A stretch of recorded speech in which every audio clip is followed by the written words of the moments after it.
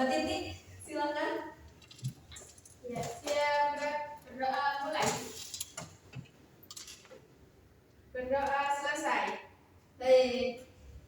Terima kasih Mbak Titi. Semoga dengan kita berdoa pembelajaran ini bisa berjalan dengan lancar. Amin. Baik, kemudian Ibu akan absen terlebih dahulu ya. Mbak Lani, hadir Bu. Mbak Sania, hadir Bu. Mbak Eki, hadir. Dan Mbak Titi, Hadir. Mbak Delia, Hadir. Mbak Lydia, Hadir. apakah ada yang nggak masuk hari ini? Ada. Siapa? Siti. Siti. Siti. Itu berapa? Asih. Nikah. Nah, kan ini baru kelas berapa ya? Iya, baru kelas 10 udah nikah. Jangan jadi ya, jangan. Baik, pada hari ini kita akan mempelajari tentang teks eksposisi. Apa sih itu teks eksposisi? Ada yang tahu? Teks yang memberikan sebuah penjelasan berdasarkan pendapat. Baik, ada lagi? Teks yang menjelaskan sebuah peristiwa atau fenomena. Ya, betul sekali. Beri tepuk tangan untuk bahasanya dan balanya. Jadi, teks eksposisi adalah sebuah bentuk teks atau tulisan yang berisi tentang informasi atau pendapat sesuai dengan fakta yang valid, begitu ya. Kemudian,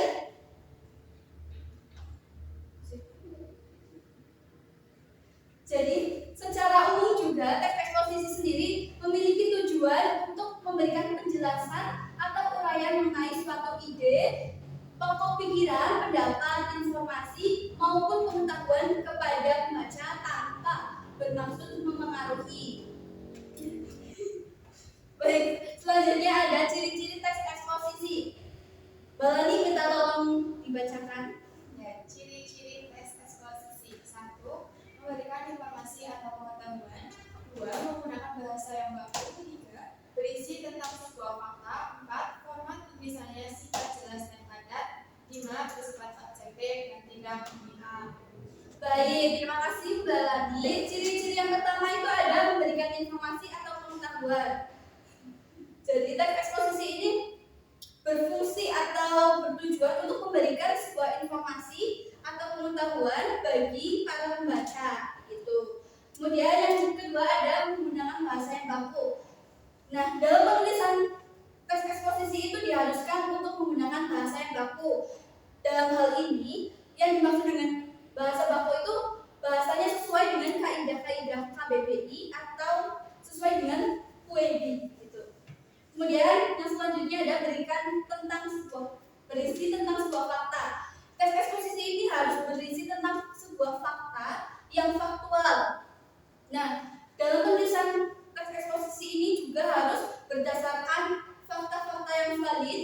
Kemudian tidak boleh menggunakan imajinasi sendiri atau pendapat sendiri begitu. Jadi harus sesuai ada sumber-sumbernya.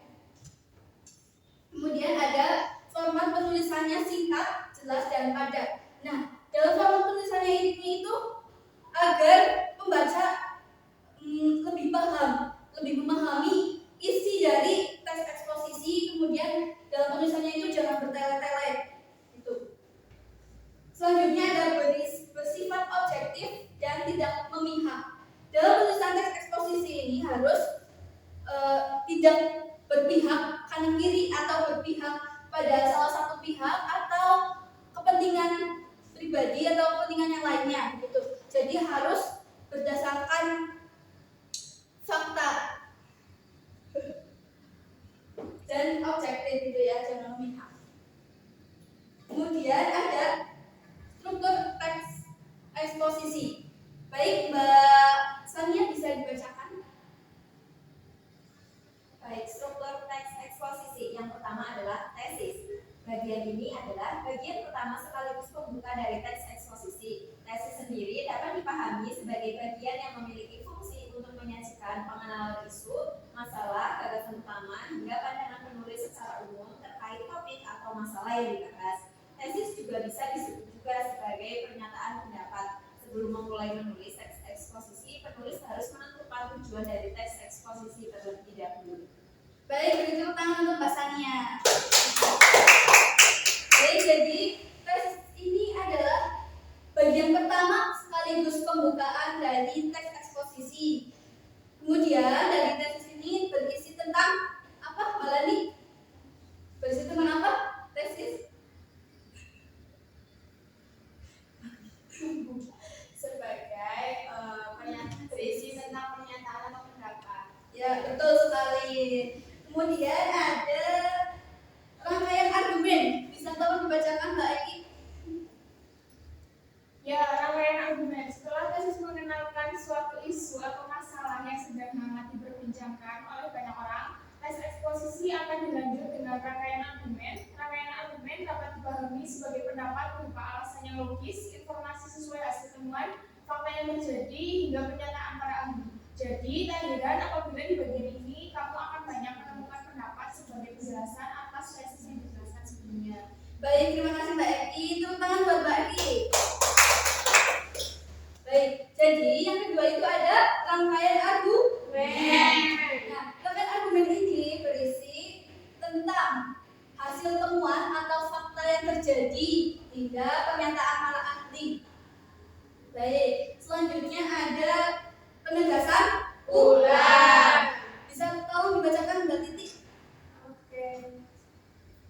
Penegasan ulang. Setelah penulis menyampaikan isu atau masalah dan sudah didukung oleh berbagai alasan atau pendapat yang sesuai dengan fakta, berikutnya akan disajikan penutup atau simpulan. Tujuan penegasan ulang sendiri adalah untuk memberikan penegasan terhadap pendapat awal sekaligus menyajikan simpulan dan saran terhadap keseluruhan masalah yang dibahas. Baik, terima kasih Mbak Titi. Beri tepuk tangan. Baik, untuk selanjutnya itu ada penegasan ulang. Penegasan ulang ini berisi tentang simpulan atau penutup, ya, untuk menegaskan dari tesis dan argumen. Baik, untuk selanjutnya ini ada teks eksposisi. Kemudian kalian bacakan teks eksposisi dan analisis mana saja yang termasuk tesis dan mana saja argumen, kemudian mana yang termasuk penegasan ulang. Bisa dipahami? Bisa. Ya, silakan dibaca. Ya, dalam hati boleh.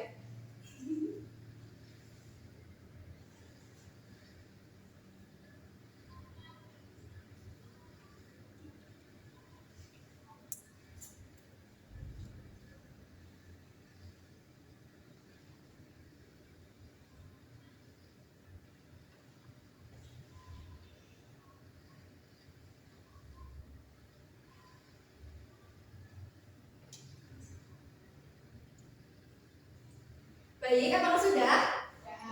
Ya. Baik. Kemudian kita menganalisis teks tersebut ya. Baik, manakah yang termasuk tesis? Anak-anak? Paragraf pertama. Coba dibacakan Mbak Lani.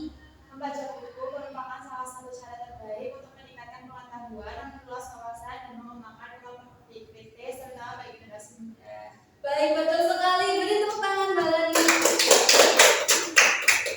Kemudian, mana yang termasuk penegasan ulang?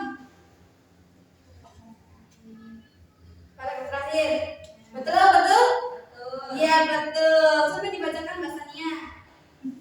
Dengan membaca buku, generasi muda dapat menjadi individu yang lebih baik, berpengetahuan kritis, dan mampu berkomunikasi dengan baik. Oleh karena itu, kebiasaan membaca harus terus didorong dan dipromosikan sebagai bagian dari gaya hidup mereka. Baik, terima kasih Mbak Sania. Beri tepuk tangan.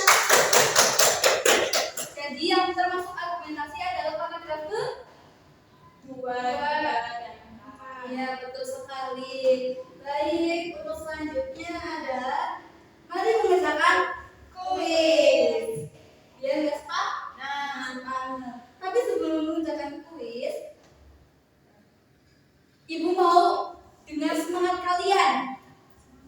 Ya, kalau misalkan Ibu bilang semangat pagi, kalian ucapkan pagi luar biasa, Allahu Akbar, gitu ya. Baik, bisa dimulai? Bisa. Semangat pagi. Pagi luar biasa, Allahu Akbar. Baik, terima kasih.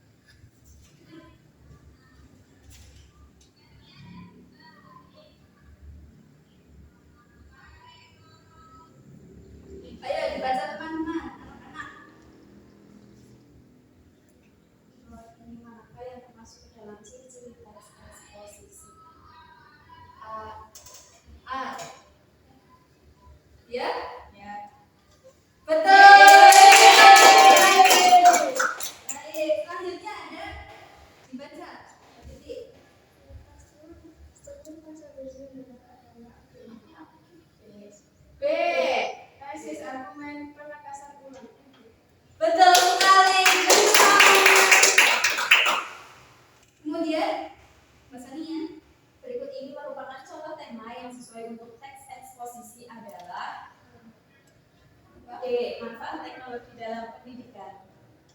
Betul sekali. Beri tepuk tangan untuk kita. Baik, itu saja yang dapat Ibu sampaikan. Semoga materi pada hari ini dapat bermanfaat bagi kalian. Amin.